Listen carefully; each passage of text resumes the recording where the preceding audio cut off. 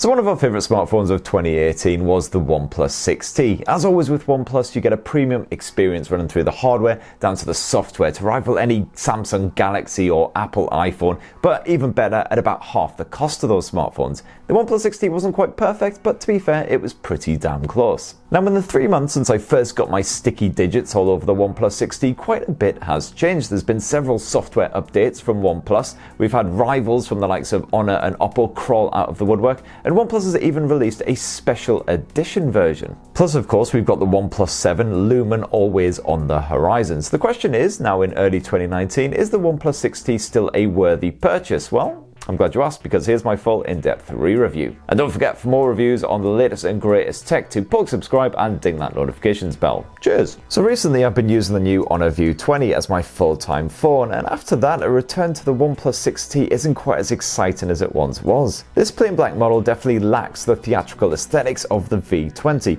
though I do still quite like the Thunder Purple variant if you can get your hands on that one instead. It's a lot more interesting despite retaining the rather simple finish. I've got to admit, I was definitely banking on OnePlus releasing a snazzy red version of the OnePlus 6T as it did with the OnePlus 6 before it. Instead, what we got was the McLaren edition, which still looks kind of funky with its weird papaya orange edging and all of that, but it's not quite what I was crying out for. I'm a bit of a sucker for really vibrant, vivid handsets, and that is definitely not what you get with OnePlus 6T. Of course, it's all just down to personal taste, and the reassuring news is that the OnePlus 6T's Gorilla Glass surfacing is tougher than a titanium Bruce Lee. You can basically treat this phone like complete and it'll just shrug its shoulders and ask for more. There's not a single scuff on the back end after all this time, something few of its rivals can also boast. And while the pre-installed screen protector is a little bit scuffed here and there, the Gorilla Glass 6 display underneath is still in perfect nick. It is a shame that you don't get the same reassurance when it comes to the water resistance though. There's no official IP rating tied to the OnePlus 6T. However, I have subjected the 6T to all kinds of spillages,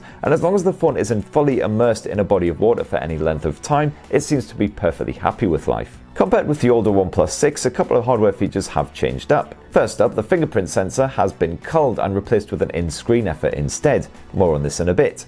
And second, there's no longer any 3.5mm headphone jack. I've taken to use wireless headphones full time, so it doesn't personally bother me, and of course you do get a 3.5mm to Type-C dongle included in the box as well, and on top of that, OnePlus's latest version of its bullet earphones are Type-C. But of course, as usual, not everyone's going to be happy about the situation. As for the OnePlus 6T's screen, that massive 6.41-inch panel seemed a bit over the top when I first played with it. But since then, I've reviewed the Huawei Mate 20 and a couple of other beasts, and frankly, I'm now more than used to having something girthy slapped in my palm, so to speak. It is just a shame that there's no proper one-handed mode, so 2 minutes is pretty much mandatory. The AMOLED panel itself is still a great way to enjoy some Netflix on the bus. Sure, you don't get the Quad HD Plus resolution of more expensive rivals like the Mate 20 Pro, but I honestly can't tell the difference without sticking them side by side. The visuals here are still perfectly crisp, and you can tweak the colour output to suit your particular mood, or just let the OnePlus 6T choose depending on what you're doing. Plus, that dewdrop notch up top is barely a bump, which is seriously refreshing after using the likes of the iPhone XS. After not being massively keen at first, I'm also starting to learn how to live with the in-display fingerprint sensor as well. Once you learn the exact amount of pressure that you need to apply each time, you actually spend a bit of time registering each print rather than rushing it off, it's absolutely fine. It's still not as quick as a traditional fingerprint sensor, of course, but most times I end up skipping the scan and simply using the facial recognition instead anyway. OnePlus has made some updates to that face recognition since launch, and it's now better at picking you out when you're wearing funky hats, although sunglasses are still a stumbling point. That's something that only the iPhone seems to really get around. That said, the OnePlus 6T's low-light performance definitely beats the iPhone as usual. OxygenOS is still great as well and gets better with every update, even if the buggers still refuse to put in a dedicated one-handed mode. As far as manufacturer overlays go, this isn't too far off a stock Android experience.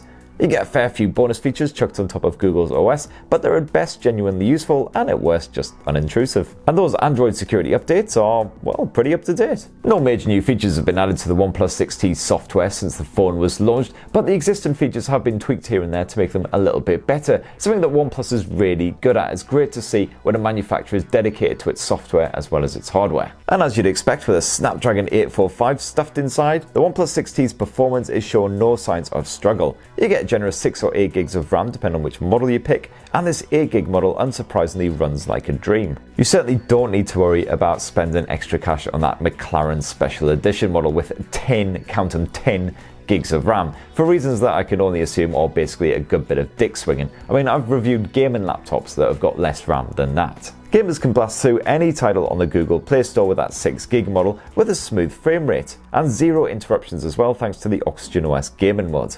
I really like how you can also choose to route any incoming calls to the speaker when you're mid-game, which is really handy if you're expecting the boss on the phone. Oh yeah, no, I'm just finishing off that spreadsheet now. I should have it with you in about 10-15 minutes.